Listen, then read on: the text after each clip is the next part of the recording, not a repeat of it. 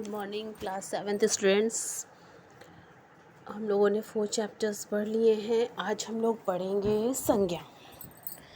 तो देखिए संज्ञा क्या होती है। इससे पहले आपको पता ही होगा संज्ञा क्या होती है, और आपने इससे पहले ये चैप्टर पढ़ा हुआ है क्योंकि ये कोई नया चैप्टर नहीं है आपका, बट थोड़ा सा डिटेल्स हम लोग इसमें पढ़ेंगे। तो देखिए सबसे पहले आप बताएंगे कि संज्ञा होती क्या होती है।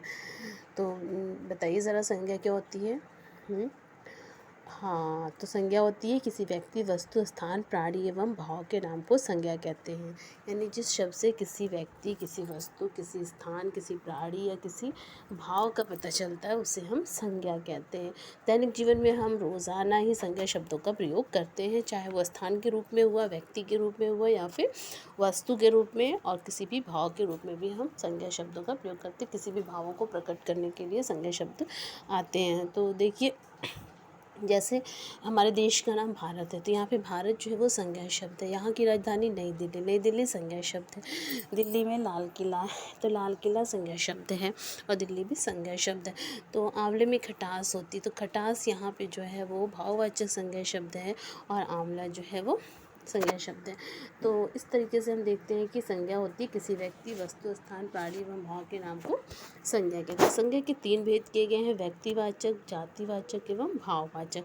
व्यक्तिवाचक संज्ञा देखिए क्या होता है कि किसी विशेष व्यक्ति, वस्तु, स्थान या भाव के नाम को हम व्यक्तिवाचक संज्ञा कहते हैं। यानी इसमें किसी खास व्यक्ति, किसी खास वस्तु या स्थान का पता चलता है, उसे हम व्यक्तिवाचक संज्ञा कहते हैं। नेक्स्ट आपका आता है जातिवाचक संज्ञा। जातिवाचक संज्ञा देखिए क्या होती है, किसी वस्तु, प्राणी या स्थान की संपूर्ण जाति का बोध होता है। यानी जब हम किसी ऐसे वस्तु का नाम लेते हैं, किसी ऐसी प्राणी का नाम लेते हैं, किसी ऐसे स्थान का नाम लेते हैं जिससे उससे संबंधित पूरी जाति का ही बोध होता है। जैसे हमने बोला कि शिक्षक शिक्षक बोला हमने, तो टीचर जब हमने बोला, अध्यापक बोला, तो उससे पूरे अध्यापक गण यानी अध्यापकों के पूरे समूह का बोध होता है। डॉक्टर हमने बोल दिया, तो डॉक्टर शब्द से भी पूरे डॉक्टरों के समूह का बोध होता है।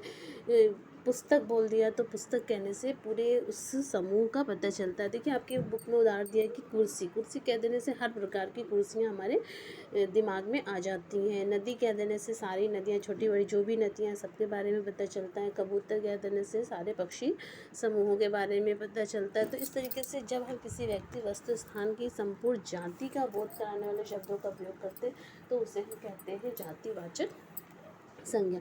फिर नेक्स्ट आपका आता है भाववाचक संज्ञा। भाववाचक संज्ञा देखिए क्या होती है, किसी व्यक्ति, वस्तु, स्थान या प्राणी के गुण, धर्म, दशा, अवस्था तथा भाव आदि का बोध कराने वाले शब्दों को भाववाचक संज्ञा कहते हैं। यानी जिससे हमें किसी व्यक्ति की दशा, उसके भावों, किसी वस्तु की दशा और उसके भाव, किसी स्थान की अच्छाई या बुराई के बारे में, या किसी प्राणी के गुण, धर्म, दशा, अवस्था आदि का बोध होता है, उसे हम भाववाचक संज्ञा कहते हैं। जैसे मित्रता, ये जो है व्यक्ति के भावों का पता चल रहा है। बचपन, ईमानदारी, मिठास, हरियाली, बुढ़ापा, लड़ाई, चोरी, सजावट, सुगंध, खटास, मिठास, अच्छाई, बुराई, चतुराई, ये सारी चीज़ें जो होती हैं वो किसके अंतर्गत आती हैं, भाववाचक संज्ञा के अंतर्गत। Very good. तो नेक्स्ट आप देखिए, आपको ये समझ में आ गया कि संज्ञा के कितने भेद होते हैं। 3 भेद होते हैं: व्यक्तिवाचक, जातिवाचक और भाववाचक। इसके अंतर्गत क्या क्या होता है ये आपको समझ में आ गया होगा। किसी विशेष व्यक्ति या वस्तु के बारे में जब हम जानते हैं तो उसे व्यक्तिवाचक कहते हैं। किसी प्राणी, वस्तु या स्थान की संपूर्ण जाति का बोध कराने शब्दों को हम जातिवाचक संज्ञा कहते हैं। फिर आपका आता है जातिवाचक संज्ञा या व्यक्तिवाचक संज्ञा के रूप में प्रयोग।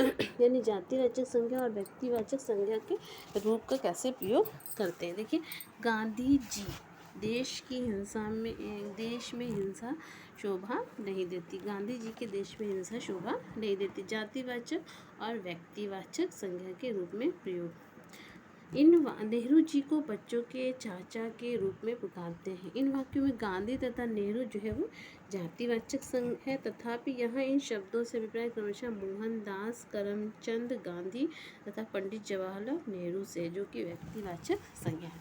देखिए गांधी कह देने से हम गांधी का आभास हो रहा है, यानी गांधी के जो पूरा समूह है उसके बारे में पता चल रहा है, पूरी जाति गांधी के कह देने से उनकी जाति के बारे में पता चल रहा है। और मोहनदास करमचंद गांधी कहने से जो है हमें उनके व्यक्ति, उनके नाम होने का पता चलता है। वैसे ही नेहरू है तो पंडित जवाहरलाल नेहरू जब हम कहेंगे तो ये व्यक्तिवाचक के अंतर्गत आएगा, लेकिन जब हमने नेहरू जी कह दिया तो ये हो जाएगा जातिवाचक के अंतर्गत। ओके, फिर नेक्स्ट आपका आता है व्यक्तिवाचक संज्ञा का जातिवाचक संज्ञा के रूप में प्रयोग। आज के ठीक है, तो आप ये समझ में आ रहा है कि जब जो है गांधी जी हम कहते हैं तो उसे जाति का पता चलता है, लेकिन जब हम उनका पूरा नाम लेते हैं तो वो व्यक्तिवाचक के अंतर्गत आ जाता है। अब आप देखिए व्यक्तिवाचक और जातिवाचक संज्ञा के रूप में प्रयोग, यानी व्यक्तिवाचक का हम लेते हैं और उससे जातिवाचक के बारे में पता चलता है। जैसे आज के स्वार्थी युग में कर्ण ढूंढना बहुत मुश्किल है, तुम तो बिल्कुल हरिश्चंद्र हो। यहाँ पे हरिश्चंद्र का नाम लिया गया है और कर्ण का नाम लिया गया है, किंतु इसका प्रयोग जातिवाचक के रूप में किया जा रहा है। कर्ण से मतलब होता है दानवीर, यानी कर्ण बहुत दानवीर थे तो कर्ण कह देने से, यानी आज के स्थायी स्वार्थी युग में कर्ण ढूंढना बहुत मुश्किल है, यानी कर्ण जैसे दानवीर को ढूंढना बहुत मुश्किल है और हरिश्चंद्र जैसे सत्यवादी को ढूंढना बहुत मुश्किल है। तो यहाँ पे व्यक्तिवाचक संज्ञा का जातिवाचक के रूप में प्रयोग हुआ है और ऊपर जो है वो जातिवाचक संज्ञा का व्यक्तिवाचक के रूप में प्रयोग हुआ था। तो आपको समझ में आ गया होगा कि किस तरीके से होता है कि अगर हम जब हमसे किसी व्यक्ति वस्तु प्राणी स्थान की जाति का बोध होता है तो उसे हम जातिवाचक कहते हैं, और जब उसके विशेष व्यक्ति के नाम का पता चलता है तो उसे हम व्यक्तिवाचक कहते हैं। और आपने देखा कि जातिवाचक तथा व्यक्तिवाचक संज्ञा के रूप में प्रयोग कैसे होता है, व्यक्तिवाचक संज्ञा का जातिवाचक के रूप में कैसे प्रयोग होता है, ठीक है ना।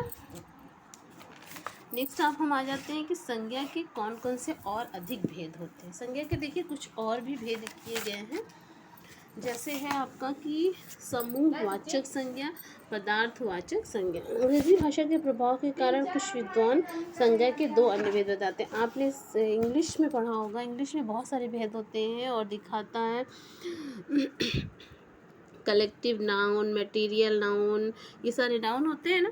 तो आपने देखा कि हिंदी में भी जो है उसी के अकॉर्डिंग जो है अन्य भेद भी बताए गए हैं। जैसे समूहवाचक संज्ञा, समूहवाचक में देखिए जिससे किसी समूह या समुदाय का बोध होता है, पता चलता है, उसे हम समूहवाचक संज्ञा कहते हैं।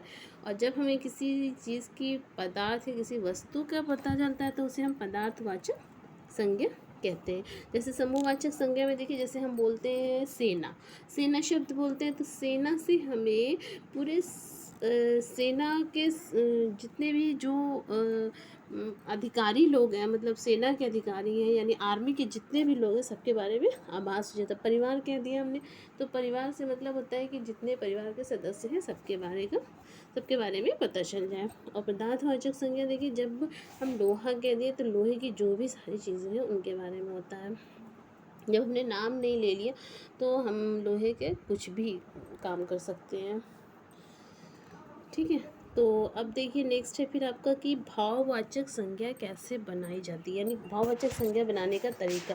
भाववाचक संज्ञा कुछ जातिवाचक शब्दों से भी भाववाचक संज्ञा बनाई जाती है और कुछ सर्वनाम, विशेषण और क्रिया और कुछ अवयव से भी भाववाचक संज्ञा बनाई जाती है। जातिवाचक संज्ञा से देखिए भाववाचक संज्ञा कैसे बनती है कि मनुष्य शब्द है, जाति है तो ये मनुष्यता हो जाएगा, शत्रु है तो शत्रुता, और शिक्षक है तो शिक्षा हो जाएगा कि शिक्षक शिक्षा ही देता है, दानव से दानवता मिलती है, बच्चा से बचपन, सभ्य सभ्यता, हिंदू हिंदुत्व। इसके अतिरिक्त तो बहुत सारे जातिवाचक शब्दों से भाववाचक शब्द बनाए जाते हैं। नेक्स्ट आ जाइए हम देखेंगे सर्वनामों से कैसे भाववाचक शब्द बनाए जाते हैं। जैसे अपना, अपनत्व, पराया, परायापन, सर्व, सर्वत्व, मम से ममत्व होता है, मम से मतलब मेरा होता है, ममत्व कह देंगे तो मेरा। फिर उसके बाद माँ से ममता हो जाता है, आप से आपा, अहम से अहंकार। उसके बाद आपका आता है विशेषण से बनाए गए कुछ भाववाचक संज्ञा शब्द। विशेषणों से बनाए गए कुछ भाववाचक संज्ञा शब्द के जैसे विशेषण शब्द है सुंदर, भाववाचक संज्ञा सुंदरता, महान महानता, कोमल कोमलता, आलसी आलस, मीठा मिठास। ये हो जाते हैं आपके विशेषण से बने गए भाववाचक संज्ञा शब्द। इसके अतिरिक्त और भी बहुत सारे दिए हुए हैं, इनको आप पढ़ेंगे। देखिए इस साइड में भी दिया हुआ है, तो ये आप पढ़ें। इसके अलावा भी आपने क्लास 6 में पढ़ा होगा, उसमें बहुत सारा दिया हुआ था कि बहुत सारे ऐसे विशेषण शब्द होते हैं जिनसे भाववाचक संज्ञा होती है, बहुत सारे ऐसे सर्वनाम शब्द हैं, बहुत सारे ऐसे जातिवाचक शब्द हैं जिनसे और भाववाचक संज्ञा बनाई जाती है। फिर आपका आ जाता है क्रिया शब्दों से भाववाचक संज्ञा बनाना। क्रिया शब्दों के द्वारा भाववाचक संज्ञा देखिए कैसे बनाई जाती है। जैसे लड़ से लड़ना, उड़ना, उड़ना से उड़ान, लड़ना से लड़ाई, ठीक है। और सजना से सजावट, दिखना से दिखावट,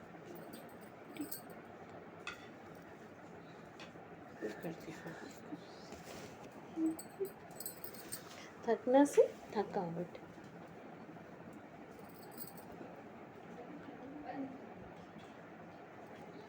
करना से कमाई, मारना से मार। तो इस तरीके से क्रिया शब्दों से भी भाववाचक संज्ञा शब्द बनाए जाते हैं। आगे आपको समझ में कि संज्ञा क्या होती है। किसी व्यक्ति, वस्तु, स्थान, प्राणी या भाव के नाम को संज्ञा कहते हैं। इसके 3 भेद होते हैं, व्यक्तिवाचक, जातिवाचक और भाववाचक। फिर व्यक्तिवाचक आपने देखा, जातिवाचक देखा, भाववाचक देखा। फिर देखा कि कुछ जातिवाचक से व्यक्तिवाचक संज्ञा बनाए जाते हैं, कुछ व्यक्तिवाचक से जातिवाचक। इसके अतिरिक्त और भी 2 हमने देखा, समूहवाचक और पदार्थवाचक संज्ञा देखा। फिर आपने देखा कि जातिवाचक संज्ञा से कैसे भाववाचक संज्ञा शब्द बनाए जाते हैं। अब हम इसका सार संक्षेप में देखेंगे कि जाति, वस्तु, प्राणी आदि के नाम को संज्ञा कहते हैं। इसके 3 भेद होते हैं। किसी व्यक्ति, विशेष व्यक्ति, स्थान के बारे में जो पता चलता है तो उसे हम व्यक्तिवाचक संज्ञा कहते हैं। किसी वस्तु, प्राणी या स्थान की पूरी जाति का बोध कराने वाले शब्दों को जातिवाचक संज्ञा कहते हैं। और जब हमें किसी व्यक्ति, वस्तु, स्थान के गुण, दोष, भाव, अवस्था आदि का बोध होता है तो उसे हम भाववाचक संज्ञा कहते हैं, ठीक है। नेक्स्ट आप आ जाए एक्सरसाइज पे। देखिए एक्सरसाइज इसकी कि संज्ञा किसे कहते हैं। संज्ञा की आपको इसमें परिभाषा लिखना है। संज्ञा की परिभाषा आप लिख लेंगे इस क्वेश्चन में। फिर दूसरा क्वेश्चन है संज्ञा के कितने भेद होते हैं। आपको संज्ञा के भेद बताना है। संज्ञा के 3 भेद होते हैं, जातिवाचक, भाववाचक और व्यक्तिवाचक। उसके अलावा आप लिख देंगे कि इसके 2 और भेद बताए गए हैं। मैंने आपको बताया यहाँ पे समूहवाचक और पदार्थवाचक। ये भी आप बता दीजिएगा कि संज्ञा के 2 अन्य भेद है, समूहवाचक और पदार्थवाचक। फिर नेक्स्ट आपका क्वेश्चन है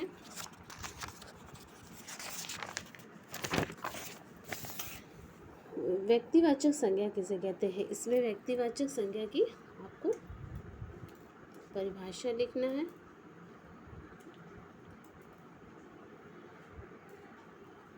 ये 3rd क्वेश्चन जो आपका दिया हुआ है व्यक्तिवाचक संज्ञा, तो उसमें व्यक्तिवाचक संज्ञा की आपको परिभाषा लिखना है। फिर 4th क्वेश्चन है जातिवाचक संज्ञा किसे कहते हैं। इसमें जातिवाचक संज्ञा की परिभाषा। फिर पदार्थवाचक संज्ञा, इसमें पदार्थवाचक की परिभाषा। और भाववाचक किसे कहते हैं, इसमें भाववाचक की परिभाषा लिखते हैं, ठीक है। नेक्स्ट आपका क्वेश्चन आ जाता है कि उचित शब्द चुनकर रिक्त स्थानों की पूर्ति। यहाँ पे शब्द दिए हुए, इनको देख के आपको खाली जगहों को भरना है। जैसे दिया है कि गंगा नदी पर्वत से निकलती, किससे, हिमालय पर्वत से निकलती है। लंका का राजा था, कौन लंका का राजा था, रावण। फिर शेर जंगल का राजा होता है। यह अंगूठी सोने की बनी है मेरी कक्षा में। तो इस तरीके से ये आपके रिक्त स्थानों की पूर्ति। तो फिर नीचे दिए गए संज्ञा शब्दों को उनके उचित भेद के नीचे लिखना है। आपको ये यहाँ पे भेद में भरना है कि कौन सा व्यक्तिवाचक है, कौन सा जातिवाचक है और कौन सा भाव। जैसे रहीम जो है वो किस में आएगा, व्यक्तिवाचक में आएगा। शहर जातिवाचक में आएगा। किताब जातिवाचक में। मोहन व्यक्तिवाचक में। हिमालय भी आपका व्यक्तिवाचक में आ जाएगा। विशेष है पाकिस्तान, व्यक्तिवाचक में गांव, जातिवाचक में इंडिया गेट, जातिवाचक में नदी, जातिवाचक में तोता, जातिवाचक में मित्रता भाववाचक, पशुता भाववाचक, गहराई भाववाचक और खेल भाववाचक, जीत भाववाचक। ये जो है वो भाववाचक के अंतर्गत आते हैं। फिर नेक्स्ट आपका नीचे दिया हुआ है कि नीचे दिए गए शब्दों से भाववाचक शब्द बनाइए। ठीक है, तो यहाँ पे कुछ नीचे दिए गए शब्दों से भाव शब्द दिए हुए, इनसे भाववाचक शब्द आपको बनाने। जैसे नौकर से नौकरी हो जाएगा, हिंदू से हिंदुत्व, दानव से दानवता, चोर से चोरी। तो ये आपके इस तरीके से बनेंगे, इसको आपको फिल कर लेंगे। ठीक है, जी आप कर लीजिएगा, मैंने आपको बता दिया किस तरीके से इसको करना है। बोलिए। उसके बाद नेक्स्ट एक्सरसाइज देखिए, उचित विकल्प चुनकर एक स्थानों की पूर्ति कीजिए। विकल्प आपको चुनना है, यानी व्यक्तिवाचक संज्ञा का उदाहरण क्या है? ऊंचाई, गंगा, शहर, स्कूल। व्यक्तिवाचक संज्ञा का उदाहरण है शहर। पदार्थवाचक संज्ञा का उदाहरण दूध। भाववाचक संज्ञा का उदाहरण मनुष्यता। फिर विशेषण शब्द का उदाहरण मिठास या फिर उदारता भी हो सकता है। ठीक है, तो ये आपके हो गए चैप्टर 5 के एक्सरसाइज। अब ये रचनात्मक जो आकलन दिया हुआ है, रचनात्मक आकलन में इसमें व्यक्तिवाचक संज्ञा और जातिवाचक संज्ञा, भाववाचक संज्ञा पे चर्चा करना है। इसको आपको करना है, इसको आप बुक कॉपी में तो कर ही रहे हैं, फिल करना हो इसको कर लीजिएगा एज होमवर्क। ओके, चलिए आज का चैप्टर आपका यहीं तक था और आप ध्यान से पढ़ेंगे और सारे क्वेश्चन आंसर सारे से लेसन के आप कर लें, क्योंकि प्री मिड का एग्ज़ाम आपका नेक्स्ट मंथ से स्टार्ट होने वाला है। तो आपका वर्क कंप्लीट होगा तभी तो आप स्टडी करोगे सही से और फिर मन लगा के पढ़ाई करेंगे। ओके।